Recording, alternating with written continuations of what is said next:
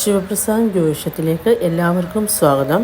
ഇന്ന് നമ്മളിവിടെ പറയാൻ പോകുന്ന വിഷയം എന്ന് വെച്ചാൽ പൗർണമി വ്രതം എടുക്കുന്നതുകൊണ്ടുള്ള പ്രാധാന്യത്തെ പറ്റിയാണ്.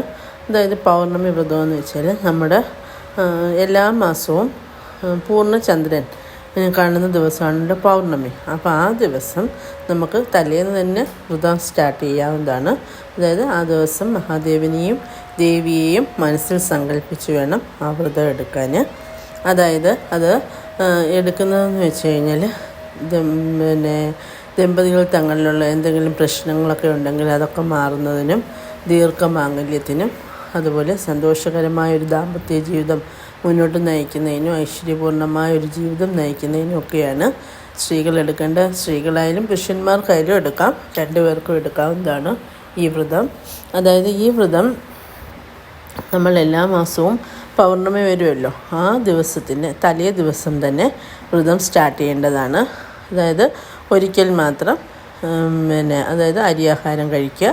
രാവിലെയും വൈകുന്നേരങ്ങളിലും നമുക്ക് സാധാ ചപ്പാത്തിയോ അങ്ങനെ എന്തെങ്കിലും, അല്ലെങ്കിൽ കിഴങ്ങ് വർഗ്ഗങ്ങളോ അങ്ങനെ എന്തെങ്കിലുമൊക്കെ കഴിക്കാവുന്നതാണ്. അല്ലെങ്കിൽ ഫ്രൂട്ട്സ് മാത്രം കഴിക്കാവുന്നതാണ്. അങ്ങനെ തലേന്നെടുത്തിട്ട് അതിൻ്റെ പിറ്റേ ദിവസം, അതായത് പൗർണമിയുടെ അന്ന് രാവിലെ കുളിച്ച് നമ്മുടെ വീട്ടിൽ തന്നെ വിളക്ക് വെച്ച് ദേവിയുടെ നാമവും, അതായത് മഹാദേവൻ്റെയും ദേവിയുടെയും നാമം, അതായത് ഇവർ രണ്ടുപേരുടെ ചേർന്നുള്ള നാമം ഉമാ മഹേശ്വര സ്തോത്രം, ആ സ്തോത്രം ജപിക്കാമെങ്കിൽ അത്രയും നല്ലതായിരിക്കും. അതുപോലെ തന്നെ അത് അങ്ങനെ അത്രയും ജപിക്കാൻ സാധിക്കാത്തവർ ഓം ഉമാ മഹേശ്വരായ നമ എന്ന മന്ത്രം 108 ജപിക്കാൻ നോക്കുക. അപ്പോൾ അതായത് വീട്ടിൽ കലഹം എപ്പോഴും ഓരോ പ്രശ്നങ്ങളൊക്കെ ആയിട്ടിരിക്കുന്ന ദമ്പതികൾ തങ്ങളിൽ വളരെ സന്തോഷത്തിലാകുന്നതിനും അതുപോലെ തന്നെ ദീർഘമാംഗല്യം, അതായത് നമ്മുടെ ഭർത്താവിനൊക്കെ എന്തെങ്കിലും രോഗങ്ങളോ അരിഷ്ടതകളൊക്കെ ഉണ്ടെങ്കിൽ അതൊക്കെ മാറിയിട്ട് സന്തോഷകരമായിട്ട് മുന്നോട്ട് നല്ല ജീവിതം നയിക്കുന്നതിനും ദീർഘസുമംഗലിയായിട്ടിരിക്കാനും ഒക്കെ ഈ വ്രതം വളരെയധികം ഗുണം ചെയ്യുന്നതായിരിക്കും. അത് ദേവിയും മഹാദേവനെയും ഒരുപോലെ വേണം പ്രാർത്ഥിച്ചുകൊണ്ട് വേണം ഈ വ്രതം എടുക്കാൻ. അതായത് ഉമാ മഹേശ്വര സ്തോത്രമാണ് നമ്മൾ മെയിനായിട്ടും ജപിക്കേണ്ടത്. ആ സ്തോത്രത്തോടൊപ്പം തന്നെ ഈ 108 പ്രാവശ്യം ഉമാ മഹേശ്വരായ നമ എന്ന മന്ത്രം ജപിക്കുക.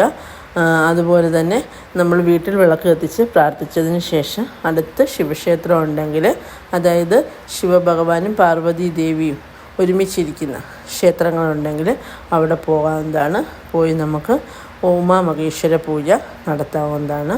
അപ്പോൾ ആ പൂജ അല്ലെങ്കിൽ ഐക്യമത്യ സൂക്തം, അങ്ങനെ ഈ 2 പൂജകൾ നടത്താവുന്നതാണ്. ഇത് നിങ്ങൾ എത്ര പിണങ്ങിയും വഴക്കിട്ടും ഒക്കെ നിൽക്കുന്ന ഭാര്യ ഭർത്താക്കന്മാരായാലും ഇതൊരു 12 മാസം എടുത്തു കഴിഞ്ഞാൽ എത്ര പിണങ്ങി നിൽക്കുന്നവരായാലും അവർ ഒന്നിക്കുന്നതാണ്. അതുപോലെ തന്നെ അവരെ പിന്നെ ഒരിക്കലും പിരിയാത്ത വിധം അവർ ഒന്നാകുന്നതായിരിക്കും. ചിലപ്പോൾ മരണത്തിൽ പോലും അവർ ഒന്നിച്ചുള്ള ഒരു യാത്രയായിരിക്കും അവർക്കുണ്ടാകുക. അതുപോലെ അവർ ഭഗവാന്റെ സന്നിധിയിലും അവർ ഒരുമിച്ചായിരിക്കും എത്തിച്ചേരുക. അപ്പോൾ ഈ വ്രതം എല്ലാ ദമ്പതികളും എടുക്കാൻ പ്രത്യേകം ശ്രദ്ധിക്കുക.